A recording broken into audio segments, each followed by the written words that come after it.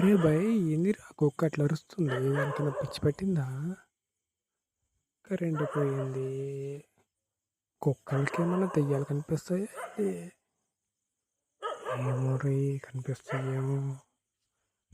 దాన్ని చూస్తుంటే నాకు అది అనిపిస్తుంది, లేకపోతే ఎందుకు అరుస్తుంది? నిజంగా కనిపిస్తాయా?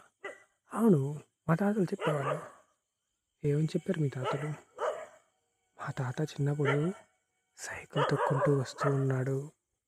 ఆ సైకిల్ ముందర ఒక బల్బు ఉండేది. ఎంత స్పీడ్గా తొక్కితే అంత బ్రైట్గా లైట్ వెలిగేదంట.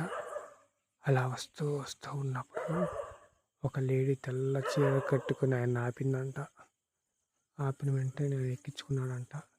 ఎక్కించుకొని కొంత దూరం వచ్చి చుట్ట వెలిగించుకుందామని అగ్గిపెట్ట వెలిగించగానే ఆ మంట చూసి ఆ దెయ్యం పారిపోయిందంట.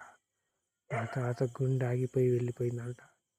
మా తాత వస్తున్న సేపు కుక్కలు అమడపడినప్పుడు మా తాతకు అర్థం కాలేదంట. అప్పుడు తెలిసిందంట కుక్కలు ఎందుకు అరుస్తున్నాయో. సో నిజంగానే కుక్కలకి దెయ్యాలను చూసే శక్తి ఉంటుంది బాయ్స్. అవునా? నిజంగానే అంటారా? అవును, నాకు కూడా చాలామంది చెప్పారు. ఇలా పాతకాలంలో సైకిల్ వేసుకుని వస్తున్నప్పుడు పిల్ల దెయ్యాలు మాట్లాడాయంట. ఇంకోసారి రేపు రామాకని బెదిరించాయంట. అమ్మో, మరి ఇప్పుడు చాలామంది ఇంకా బండ్లు వేసుకొని తిరుగుతున్నారు కదా, మరి ఎందుకు కనపట్లేదు? ఏమో మరి, మనకు తెలియదు. పాతకాలంలో ఉండేయంట మరి. బహుశా అప్పుడు జనాలు ఎవరు ఉండేవాళ్ళు కదా కదా, ఎవరో ఒక్కరు ఉండేవాళ్ళు, అందుకని కనపడేమో. ఇప్పుడంటే రోడ్డు మొత్తం ఎప్పుడు ఏ టైంలో చూసిన జనాలు తిరుగుతూ ఉన్నారు కదా, అందుకని బహుశా మనకు కనపట్లేదేమో. అయ్యి ఉండొచ్చు, బహుశా అయ్యి ఉండొచ్చు. ఫ్రెండ్స్, మీరు ఎప్పుడైనా దెయ్యాలను చూసారా? చూస్తే కామెంట్ చేయండి. ప్రస్తుతానికైతే మాకు ఇక్కడ కరెంటు పోయింది. చూస్తున్నారా, చుట్టూ చీకటి, ఏ ఇంట్లో లైట్ లేదు. మీరు కూడా జాగ్రత్తగా ఉండండి ఫ్రెండ్స్.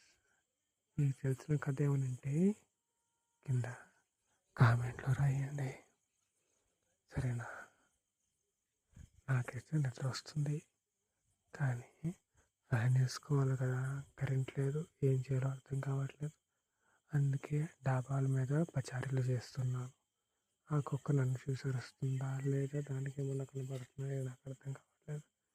మనం చీకట్లో దాన్ని చూసి కూడా భయపడిపోతూ ఉంటాం కదా, అవునా కాదా?